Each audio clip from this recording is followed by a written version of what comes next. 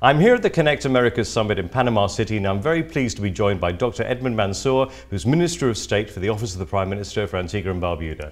Dr. Mansoor, thank you very much for being with us today. Good morning. Good morning.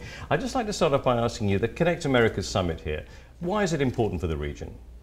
The issue of the deployment of broadband into communities is the epicenter of the focus here. And broadband and its widest possible applications are the real passport for many countries to competition and to progress. And so I'm very pleased that the summit is here in Panama, and I'm confident that the deliberations today in particular will crystallize, and we will reach some broad consensus on what we can do to help the deployment of broadband into especially working class communities. You've been forging some great inroads into connectivity in Antigua and Barbuda. Perhaps you'd like to tell us a little bit about some of your projects. Well, you know, we started in 2006 and we landed a submarine fiber optic cable system. That was the forerunner to the deployment of broadband and laptops into 32 schools. We have 5 mobile information technology classrooms.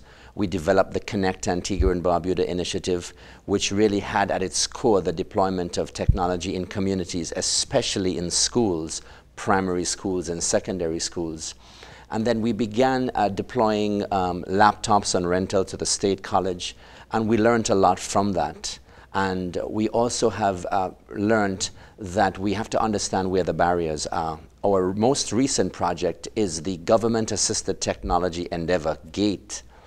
This sees the deployment of 4G LTE throughout Antigua this coming October. And we will make available tablet devices to every secondary school student in the country. And these tablet devices, which are 4G LTE enabled, will be hooked up to the 4G LTE platform. I believe very strongly that broadband is a major impetus to the development of education systems. We have also worked in the area of early childhood education. We developed software in Antigua. This software I've shared with the ITU yesterday with Dr. Toure for onward transmission to other ITU members, because there is a very important developmental window between the age of 18 months and 36 months, and we've developed software to help daycare center managers, daycare center administrators. So we've been doing a lot of work. The work is just starting. What have been the major challenges in engaging and empowering the population? I think the biggest challenge would be the availability of funding, whether it be from the government's consolidated fund or from getting financial agencies and institutions to recognize that this thing is not necessarily a very cheap endeavor. The best formula, as has been promulgated certainly in this forum, is the public-private people's partnerships. We have been able to forge partnerships with Digicel and with Lime and these companies, and they recognize that investing in new technologies is very important. And as a responsible government, we have been collaborating with them. We do not want to be left behind. We are building an intelligent nation that has technology as its focus. This issue of lifelong learning revolves around access to the internet. And what's been the general reaction amongst the population? Oh, quite good.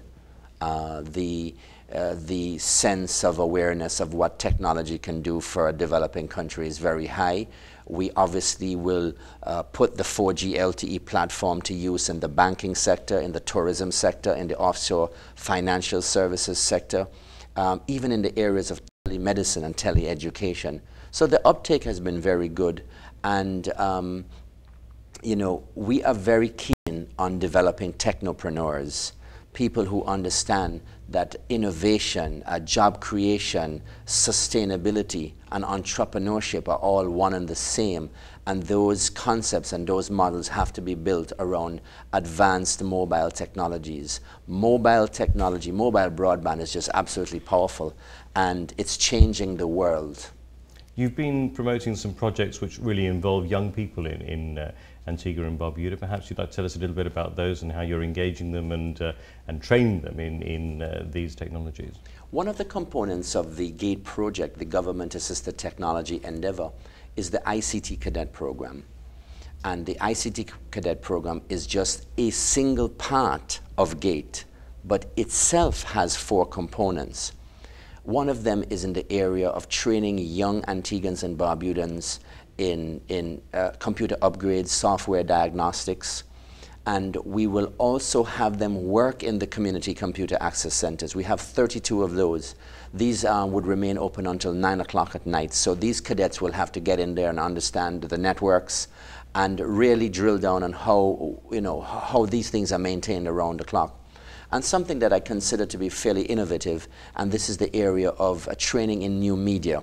That is to include web journalism, web marketing, certainly in understanding social networks and the value of social networks in the output of information. So the ICT cadet program is fairly revolutionary in concept, and it will give young individuals an opportunity to acquire very strong hands-on skill sets, which we feel will either lead them to engaging in better and more formal education or direct them to a pathway of self-entrepreneurship.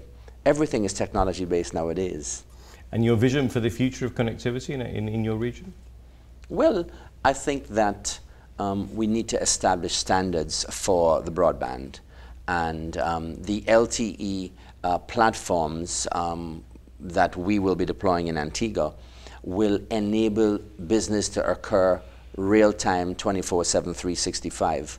But the real vision speaks to a personal computer or a tablet device in every home and in every business in Antigua by the end of this year. That sounds ambitious. We have moved connectivity from 10% in the year 2004 to in excess of 80% in 2012. We want to take that to beyond 100%, and that is the vision in Antigua and Barbuda. At a regional level, of course, Antigua and Barbuda plays its role in collaborating with the Caribbean Telecoms Union and the related agencies. Well, I wish you the very best with all your projects, and thank you very much for being with us today. It's been a pleasure. Thank you.